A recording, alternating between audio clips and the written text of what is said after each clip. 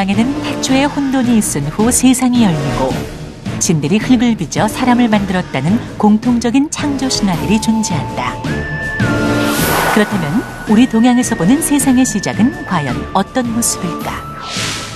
카오스의 다른 이름 제강, 그리고 세상을 창조해낸 거인 반고와 동양판 노아의 방주, 복희와 여와남의 신화까지 우리가 미처 몰랐던 동양 신화 속 천지창조 이야기.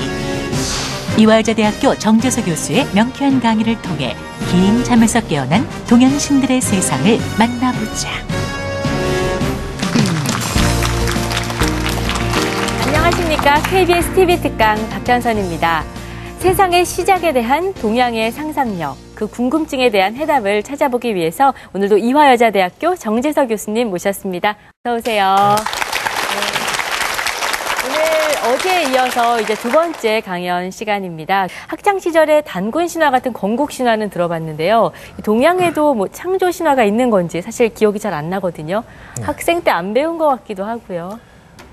글쎄요, 그 창조 신화뿐만 아니라 일반적으로 이제 동양 신화에 대해서는 우리가 좀 배울 기회가 아마 적었던 것이 아닌가 이렇게 생각되고요. 네. 특별히 이번에 이제 창조 신화를 말씀드리고자 하는 것은 창조 신화는 신화 중에서도 정말 신화라고 할 만큼 중요하고요. 네. 거기에는 그 세계관이 담겨 있기 때문에 동양 신화의 창조 신화를 통해서 우리의 그 세계관을 좀 더 알아보기 위해서입니다. 네. 그럼 지금부터 오랫동안 잊혀져 왔던 이 땅의 시작에 관한 이야기 힘찬 박수로 청해 듣겠습니다.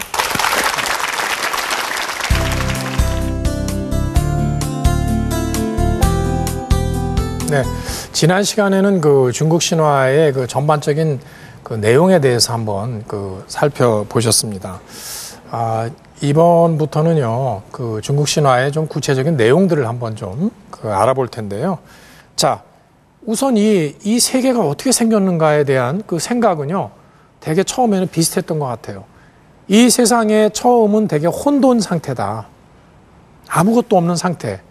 혼돈 상태였다. 이거는 공통적입니다. 그리스 로마 신화에서도 이 세상의 태초에는 어두운 어떤 혼돈이라고 그랬고, 그 다음에 또 성경에서도 역시 창세기에서도 태초에는 역시 그 어두운 어떤 혼돈 상태고요. 중국 신화도 마찬가지입니다. 혼돈 상태입니다. 일단 혼돈에서 다 출발했다고 이렇게 보고 있습니다. 자, 그런데 한 가지 재미있는 것은요, 이 중국 신화에서는 혼돈을 어떤 그 동물의 모습으로, 어떤 신의 모습으로 이렇게 그 생각을 했다는 거죠. 자, 그 모습이 뭐냐면 바로 이 제강이라고 하는 어떤 그러한 동물적으로 생긴 그 신의 모습입니다. 이게 신인데요. 지금 여러분들 이 제강의 모습을 보시면요, 좀 괴상하죠. 역시. 예. 어떻게 생겼냐면 4개의 날개가 있고 6개의 다리가 있습니다. 그런데 중요한 것은 얼굴이 없어요. 얼굴. 이목구비가 없습니다. 자, 이 모습인데요. 지금 이런 모습이죠. 좀 엉뚱한 모습이에요, 사실은. 근데 자, 이런 모습인데요. 이 제강은 그렇지만 장기가 있어요. 무슨 장기냐면 춤과 노래를 잘해요. 여러분들 상상이 가십니까? 지금? 지금 이런 모습을 하고 지금 춤과 노래를 잘한다고 그러면 좀 상상이 잘 안 가실 거예요. 그렇지만 여러분들 발이 6개 아닙니까? 그러니까 춤 잘 출 것 같아요. 그렇죠? 예. 자, 그런데 이런 모습을요, 또 이거는 산해경에 있는 그 그림이고요. 또 일본 사람들이요, 나름대로 이 제강의 모습을 이렇게 그려냈어요. 자, 일본 사람들이 그린 이 제강의 모습은 어떠냐면 역시 이목구비가 없는 것은 똑같아요. 얼굴이 없죠. 그런데 날개가 좀 날카롭고 이렇게 좀 뭔가 동적으로 표현되어 있어요. 그렇죠? 그리고 좀 홀쭉하죠. 좀 날렵하죠.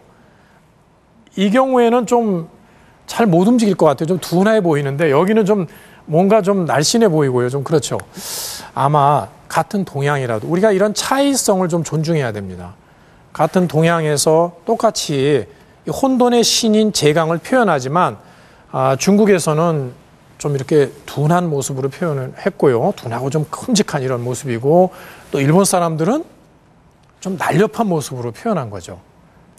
자, 혼돈이라고 하는 것은 정말 그 아무것도 없는 그런 상태라고는 하지만 그렇지는 않습니다. 혼돈은요, 요즘에 특히 카오스 이론이라든가 이런 데에 의하면 그냥 아무것도 없는 막 정말 뒤죽박죽의 그런 것이 아니고 그 혼돈 속에도 나름의 질서가 있고요. 그 혼돈은 정말 그 무언가 앞으로의 그 무한한 것을 창조해내는 그런 그 잠재적인 힘을 가진 것으로 이렇게 지금은 생각하고 있어요. 이 혼돈.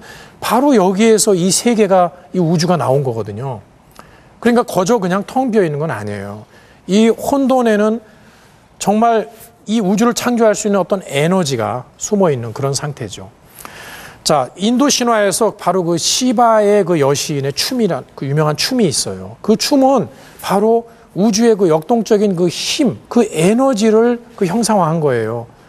춤이라고 하는 것이, 그 무용이라고 하는 것이 바로 이러한 우주의 원초적인 그 힘, 에너지, 그 동작을 형상화한 것이라고 그러죠.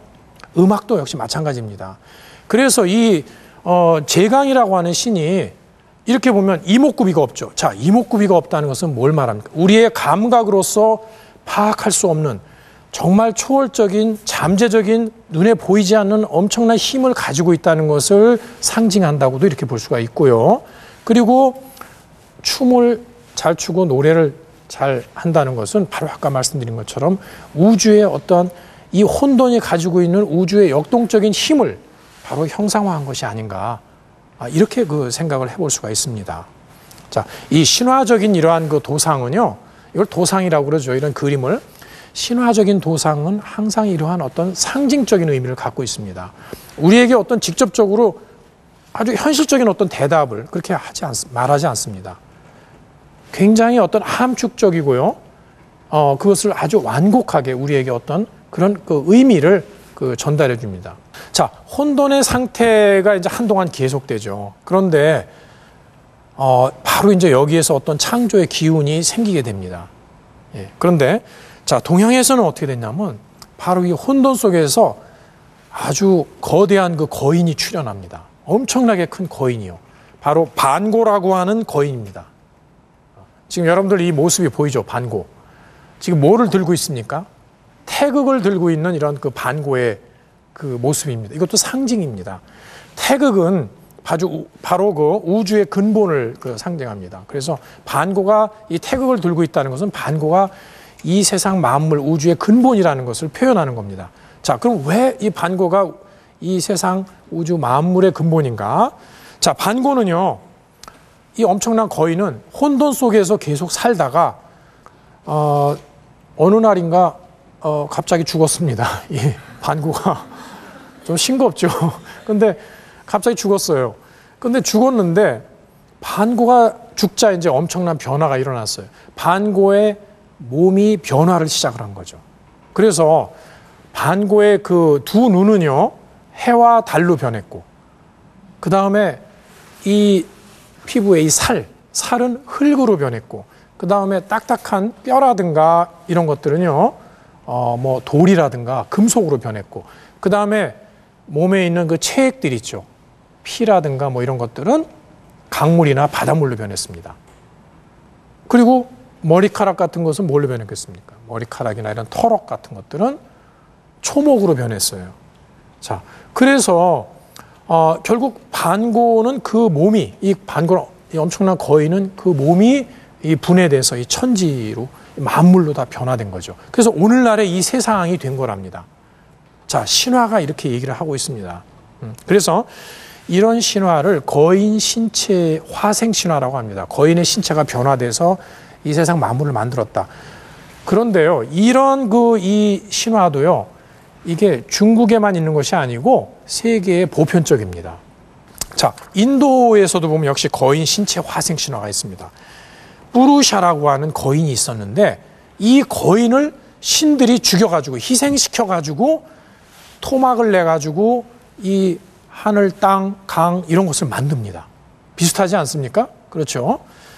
자, 그 다음에 이제 북유럽에 보면 바로 이미르라고 하는 게르만 신화에서 이미르라고 하는 엄청난 그 원초적인 거인이 있어요. 근데 이 거인을 그 당시에 그 젊은 신들, 특히 그 신들의 대장이 누구냐면 게르만 신화에서는 오딘이라고 하는 신이에요.